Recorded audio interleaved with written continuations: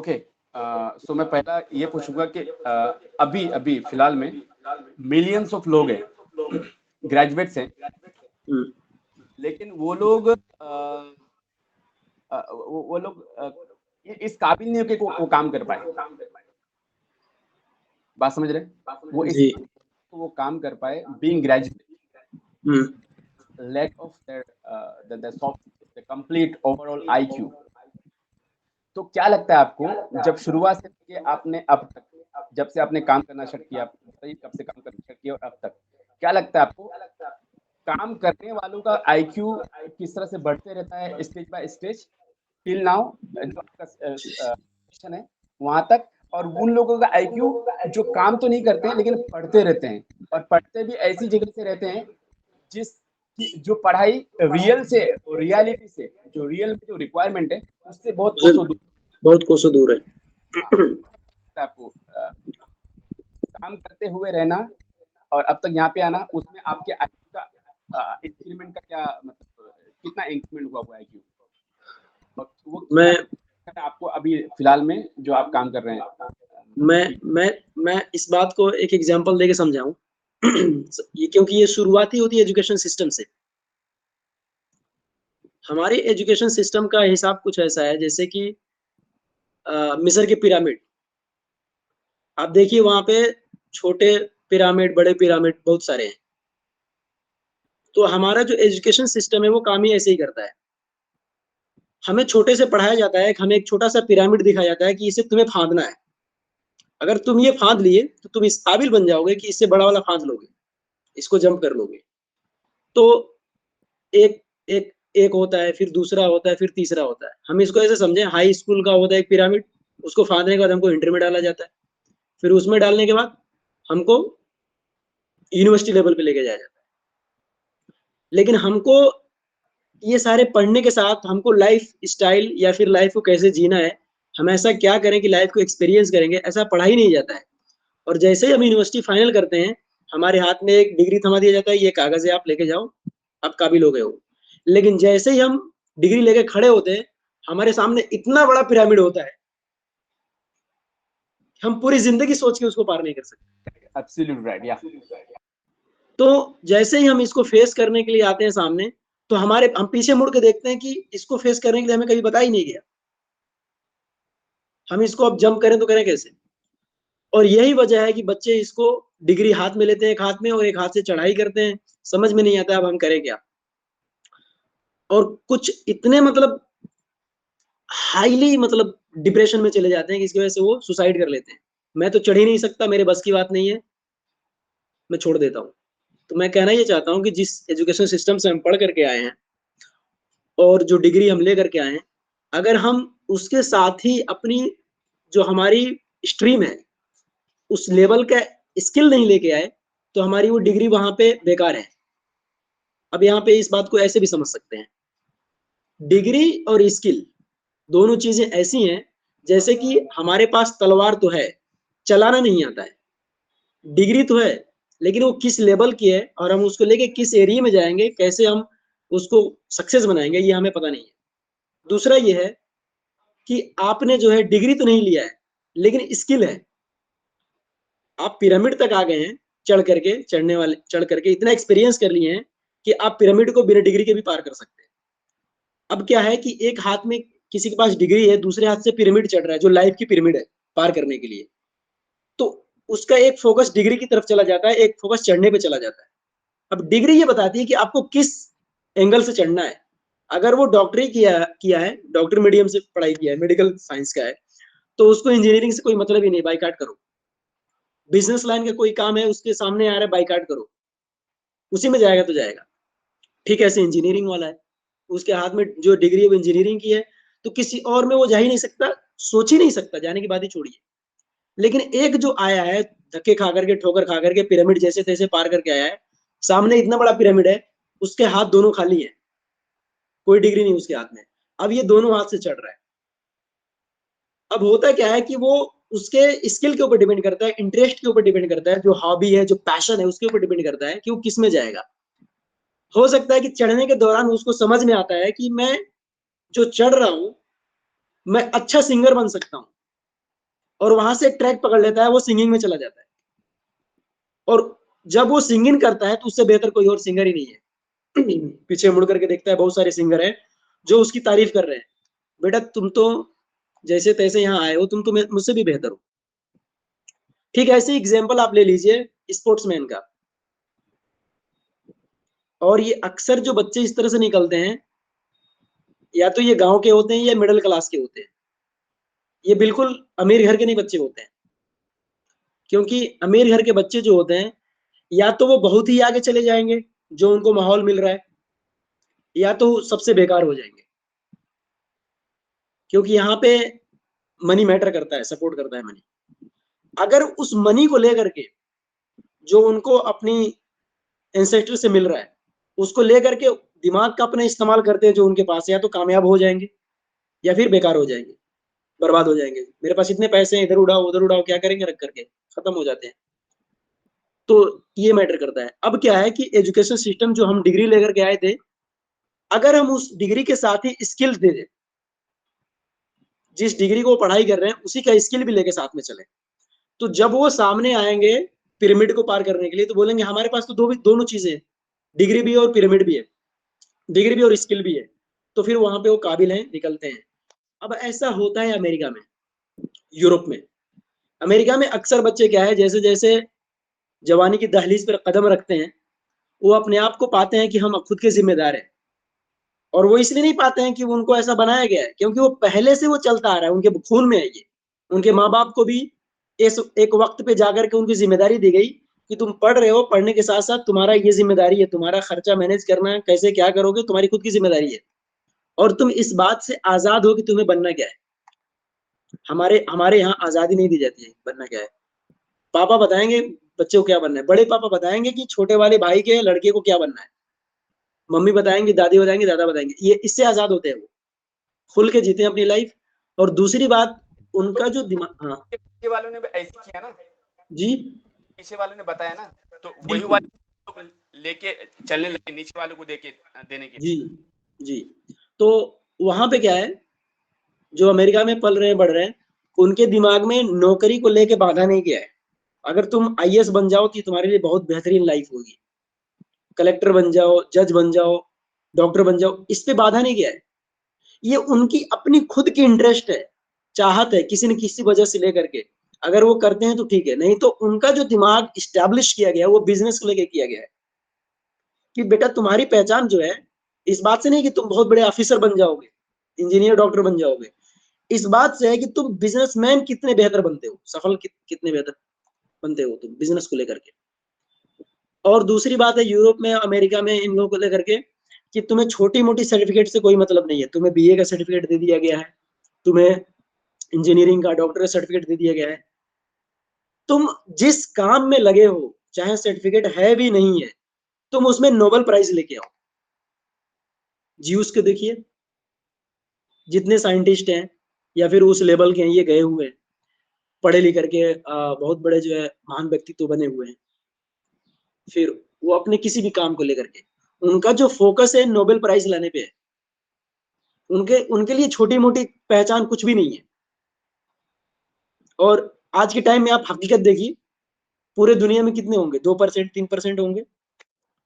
लेकिन उन्होंने 100 साल की 200 साल की जो प्लानिंग करके रखी है पढ़ाई का, मैं ये नहीं कह रहा हूं कि उन्होंने जो लाइफ का किया है वो पढ़ाई के साथ लाइफ का किया है, कि आने वाले 100 साल में 200 साल में हमारी एजुकेशन सिस्टम क्या होगी, हमारे बच्चे पढ़ेंगे कैसे, कि आने वाले टाइम में वो वहां पे खड़े होंगे, 100 साल आगे जाकर खड़े होंगे, जो बाकी बाहर से आ रहे हैं ये उनको कंट्रोल करेंगे, कि ये बताएंगे कि आपको करना क्या है। अब सोचिए, वो वहां जाकर के अपने कंपनी का सीईओ है, मैनेजर है। हमारे इंडिया से कोई लड़का पढ़ के जाता है तो वहां जाके बोलता है सर हमको नौकरी पे रख लो। क्यों? इस लड़के का भी तो ये मतलब मयार होना चाहिए, वो स्टेप होना चाहिए कि वो वहां जाके खड़ा हो और कोई अंग्रेज आए, कोई ज्यूस आए तो उसको बोले कि आपका ये काम है, आपको ये करना है। न कि हमारा काम है जाके उससे पूछें सर हम क्या किस काबिल है, हम क्या करें। तो हमारा जो स्टेब्लिशमेंट किया गया है वो जॉब को लेकर किया गया है, नौकरी को लेकर किया गया है। और वो जो नौकरी है वो इस लेवल की नहीं कि हम आजाद होकर उस नौकरी करें, गुलाम होकर के करें, फिर वो चाहे गवर्नमेंट की हो या प्राइवेट की हो। आप देख लें, इतने सारे आईएएस ऑफिसर बन के निकलते हैं और तरक्की याफ्ता भी होते हैं, विकास भी करते हैं, लेकिन वो जो अपना काम करते हैं वो खुद डिपेंडेंट होके काम नहीं करते हैं, वो गुलाम होके काम करते हैं। हाँ, अगर वो लोग डिपेंडेंट होके काम नहीं करते, अगर इंडिपेंडेंट होके काम करते, तो अब तक शायद बहुत सारी चीजें, लॉ एंड रेगुलेशंस जी और लॉ एंड ऑर्डर चेंज भी हो चुका होता है ना। बिल्कुल। क्राइम रेट्स नहीं होते थे, इस तरह से घिनौनी चीजें नहीं होती थी, इतने हम्म, सारे केप्स, इतने सारे जो माइनॉरिटीज के साथ जो चीजें होती वो नहीं होती थी, क्योंकि लोग वो मेंटेलिटी के साथ ही जाके जो भी ऑफिसर बन रहे हैं वो ऑफिसर बन रहे हैं, इजंट इट? जी जी। तो वो ऑफिसर बन गए, उनको लगता है यही मेरी कामयाबी है। हकीकत यह है कि किसी भी लेवल के कोई से भी ऑफिसर बन गए वो कामयाबी नहीं है। एक टीचर का जॉब ले लेना कामयाबी नहीं है। उस टीचर की कामयाबी असल में यह है कि उनके जो बच्चे हैं उससे बेहतर करके दिखाएं, अपने टीचर का बेस्ट वर्जन बने। ठीक है, ऐसे ही जो आईएएस ऑफिसर हैं, जो ऑफिसर बन रहे हैं, उनकी कामयाबी यह है कि वो जहां भी अपॉइंटेड है, जहां भी उनकी जॉब है, वहां पे जो बुराइयां हैं वो बिल्कुल खत्म होनी चाहिए।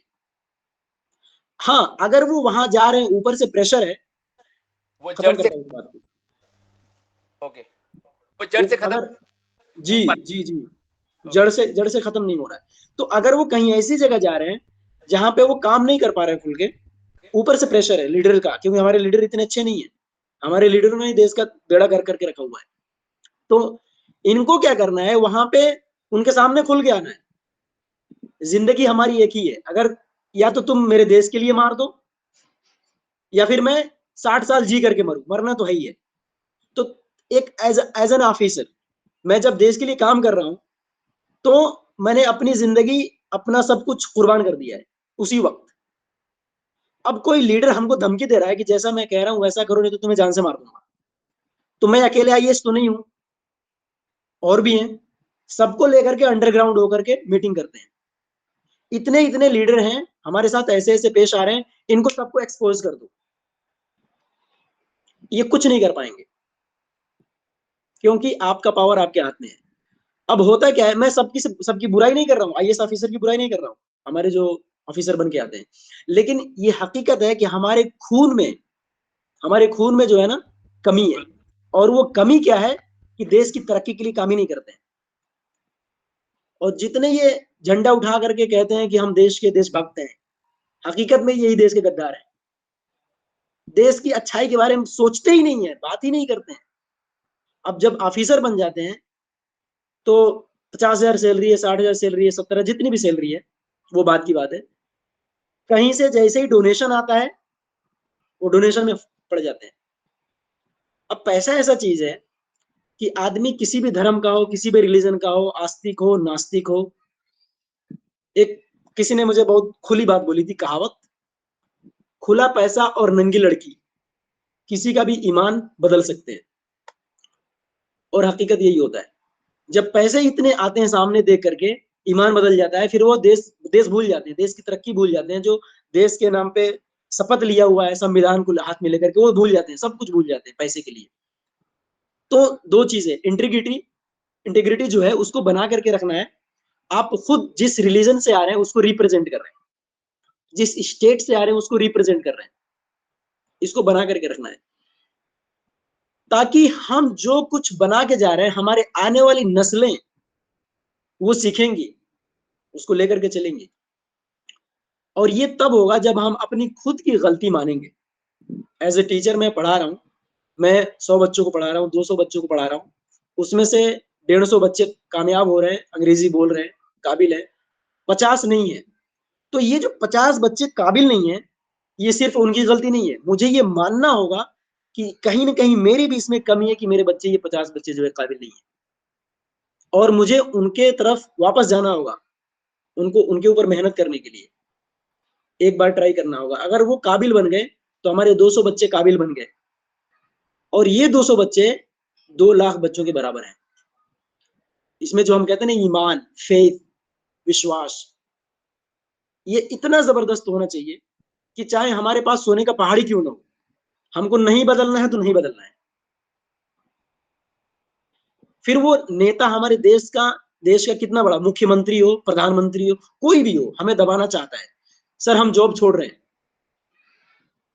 आप हमसे गलत करवाना चाहते हैं, हम नहीं कर सकते, क्योंकि हमने देश के लिए काम शुरू किया था, हमने नोट कमाने के लिए काम, कागज के नोट कमाने के लिए काम नहीं किया था। आप हमें जान से मार दो ठीक है, हम ये काम नहीं करें, हम गलत करेंगे ही नहीं, हम जॉब छोड़ रहे हैं, हम नहीं आएंगे ड्यूटी पे, जाओ आप ये काम किसी और से करवा लो। मजाल है, कोई नेता जबरदस्ती करवा लेगा। तो ये जो अकेले अकेले घुट के जी रहे हैं, आपने उनका एक जो बहुत फेमस थे हैदराबाद के, उन्होंने जो स्लोगन दिया था, डायलॉग बोला था कि शेर के जैसे एक दिन की जिंदगी जो है, टीपू सुल्तान, हाँ टीपू सुल्तान, 60 साल जिंदगी 100 साल जिंदगी से बेहतर है। तो ये वाली बात हमें लानी होगी। ओके सो क्योंकि हमारे करिकुलम में वो रियल लाइफ चीजें नहीं है जो पढ़ाई वाली, इसलिए फिर जो बच्चे बाहर से या फिर जो लोग बाहर से स्ट्रगल करते हैं वो ज्यादा कामयाब हो जाते हैं, बजाय बनस्बत इसके कि जो लोग स्कूल में 10-15 साल रगड़ते रहते हैं लेकिन उनका एक आईक्यू उस लेवल का नहीं बन पाता। मैंने भी देखा बहुत सारे जो आईपीएस है आईएएस है वो लोग नहीं, मतलब उनकी खबर नहीं आती हमारे सामने, लेकिन एक दो लोग हैं जो लोग मतलब कदम पीछे कर चुके हैं, उन्होंने बोल मुझे नहीं करना है ये, मैं ठुकराता हूँ इस चीज को, मेरा ईमान इससे बहुत ऊपर है। मैं तो आपको नहीं लगता है कि ये जो वादा है, आप जो जिन लोगों की बात करें जिनके हाथ में दिया जा रहा है रिस्पॉन्सिबिलिटी एंड गवर्नेंस, उनका वादा इंसानों से, उनका वादा ईश्वर से नहीं है, अल्लाह, तो इसलिए उनका वादा कमजोर है, वो खुद कमजोर है, उनका वादा कमजोर है, तो वो कमजोर लोगों को कोई भी रगड़ सकता है और दबा दे। हाँ, तो मैं इस बात के लिए आपको एक एग्जाम्पल देता हूँ जो कि बचपन से हमारे खून में डाला जाता है। इतने सारे बच्चों को मैं पढ़ाया हूँ, दो लोगों ने मुझे बहुत सरप्राइज किया, दो तीन तीन तीन स्टूडेंट्स ने, और सारे फीमेल होते हैं, आपको पता है 98% मेरे स्टूडेंट्स फीमेल होते हैं। मैं सऊदी के लगभग अभी रिसेंटली 10 बच्चों को मैंने प्रेजेंटेशन दिखाया हुआ है स्पोकन इंग्लिश का, उसमें से जो है एक ने स्केड्यूल किया है क्लास, क्योंकि जब मैं रिप्रेजेंट करता हूँ अपनी क्लास को, प्रेजेंटेशन दिखाता हूँ, तो मेरे दिल में ये नहीं होता है कि ये आए पढ़ने के लिए, मेरे दिल में ये होता है कि मेरी बात इन तक पहुंचे। तो इसीलिए जो मेरे एक क्लास का चार्ज $20 होता है, मैं उसको फ्री करता हूँ, मेरी बात इनके पास तक जाए। 15-16 हाँ, अराउंड 15-16 हजार रुपए।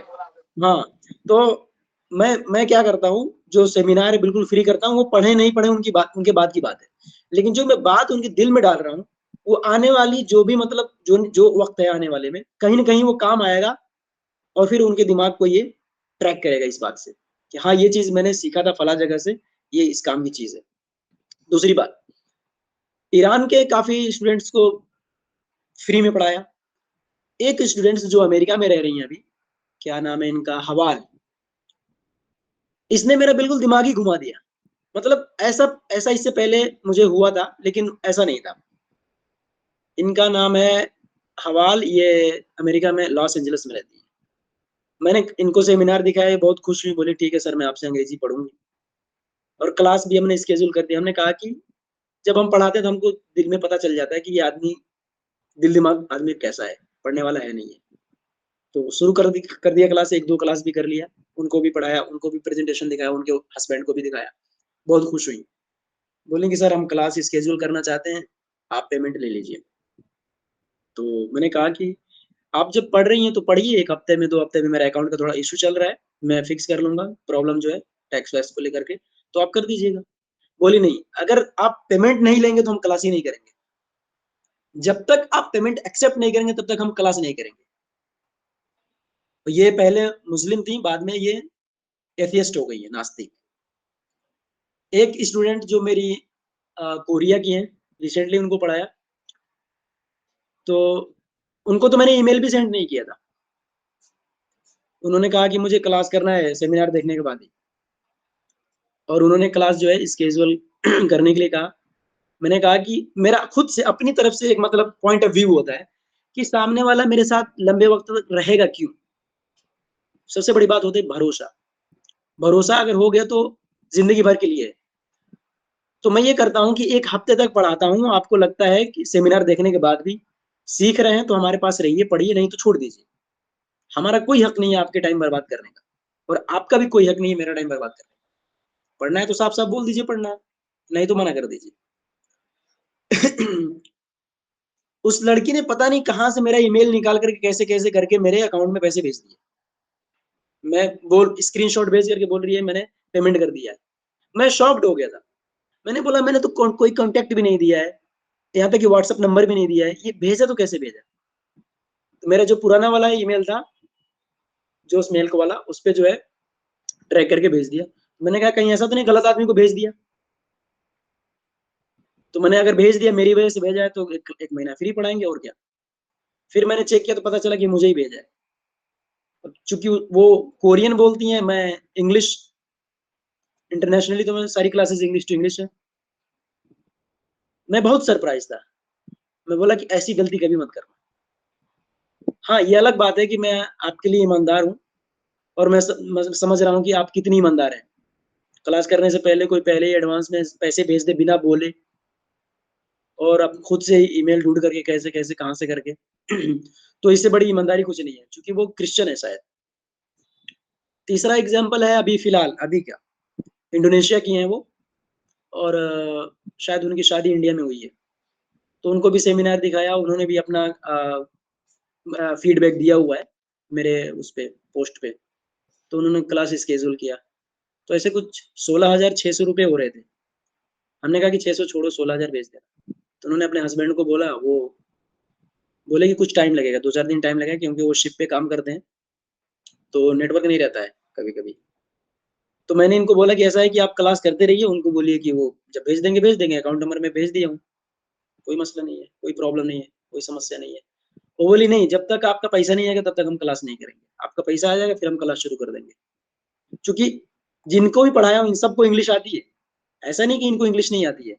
लेकिन मैं जो पढ़ा रहा हूँ वही पढ़ा रहा हूँ जो हमने बात शुरू की थी इस बात से, कि हमको दिया क्या जा रहा है। एक पिरामिड है छोटा-सा, बोलते हैं इसको फाँद जाओ, इसके बाद जो आएगा उसको फाँद जाओ, उसके बाद जो आएगा उसको फाँद जाओ। यूनिवर्सिटी तक हमको जंप कराया जाता है। फिर हमारे सामने डायरेक्ट लाइफ़ आती है, और लाइफ़ देख कर के हम परेशान हो जाते हैं। 15-18 तो साल हाँ, 15-18 साल हमको इतना बताया। इतना हाँ, इतना टाइम हमारा बर्बाद किया जाता है। तो अभी जो हमसे ये पढ़ रहे हैं, वही चीज़ पढ़ रहे हैं। अब सोचिए आईएलटीएस में इनका जो है, पता नहीं 7.8 5 या फिर 8 बैंड बताया था उन्होंने। आईएलटीएस पास करके अमेरिका गई हैं, लेकिन अब किसी से बात बात करना है तो नहीं बात कर पा रही हैं। वो सॉफ्ट स्किल कहाँ से आएगा, जो पब्लिक को फेस करना है? वो हमको सिखाया नहीं गया, बताया ही नहीं गया। लेकिन एक जो चीज़ है ईमानदारी, वो अभी भी है। फिर वो चाहे मुस्लिम हैं या नास्तिक हो गई हैं, वो उनका अपना पर्सनल मामला है। जो ये बचपन से सिखाया जाता है हमें। लेकिन अभी के टाइम में हमारा हालात ये हो गया कि बचपन से हम बच्चे को बेईमान बना रहे हैं। उससे नफ़रत करो, उससे लड़ाई करो। तुम इस हिसाब से पढ़ाई करो कि उससे आगे निकल जाओ, वो तुमसे आगे नहीं निकलना चाहिए। यानी कि बताया जा रहा है कि किसी की टाँग तोड़ोगे, तभी तुम आगे बढ़ोगे। हमें ये नहीं बताया जा रहा है कि अगर दोनों एक साथ में एक ही रेस में दौड़ोगे, तो तुम दोनों कामयाब हो जाओगे, तुम दोनों जीत जाओगे। हमें ये बताया ही नहीं जाता है। ये कमी है। तो ठीक है, और ऐसे लोग मतलब ये मानसिकता ने ही, जो मानसिकता है ना टांग खींचने की या फिर दबाने की, इसी मानसिकता ने ही हमें एक रिसर्च माइंड बनने के लिए उभारा नहीं। दोबारा एक है, बिल्कुल। एक कंप्लीट डेवलप इंसान बना के हमको वो उठा के सामने लेके आया नहीं पब्लिक में। आपने बोला कि छोटा पिरामिड वाला बंदा मतलब जहन लेके आया, हमारा बना के लाया हमारे मार्केट में। उसके बाद हमें हमारे सामने बड़ा सा पिरामिड रख दिया, और हम डर के मारे खुदकुशी करने लगे या फिर डर के मारे भागने लग रहे हैं। बिल्कुल। Thank you for your time, and I would appreciate if you give me next Sunday हुँ, or Sunday hope after so. August. Take care. मुझे हाँ, मुझे अच्छा लगा कि आपने यहाँ पे आके कुछ समय दिया, और आप का जो पढ़ाने का जो अंदाज है वो औरों जैसा नहीं है। एक ट्रेडिशनल वे में जो लोग पढ़ाते हैं वो नहीं है, वो मैंने ऑब्जर्व किया हूँ इंटरनेशनल इंग्लिश स्पीकिंग ग्रुप के अंदर। जी। वो काफी ज्यादा अट्रैक्टिव है। तो मैं उम्मीद करूंगा कि ज़्यादा से ज़्यादा लोग आपसे जुड़ेंगे और कंप्लीट डेवलप होंगे। सिर्फ इंग्लिश बोलना या इंग्लिश समझना सीखना नहीं, बल्कि पर्सनालिटी को डेवलप करके रियल लाइफ प्रॉब्लम को सॉल्व करने के काबिल हो जाएंगे। Thank you very much for your time. महोदय मैं आपका हृदय की गहराइयों से धन्यवाद करता हूँ। मैं आपका आभारी रहूंगा। Thank you. Have a good time. Thank you.